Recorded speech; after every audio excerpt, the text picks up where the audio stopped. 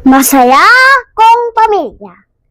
Tuwing walang trabaho si tatay, kami magkasama sa balkonahe upang magbasa at magkwentuhan.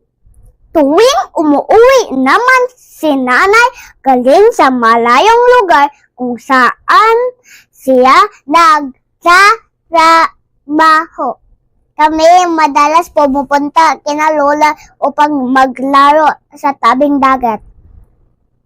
Minamasdan namin ang mga bangkat, mga isda roon.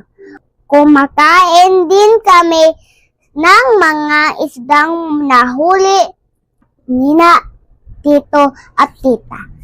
Nagmahal trabaho si tatay at si nanay, sina lolo at lola ang aking kasama.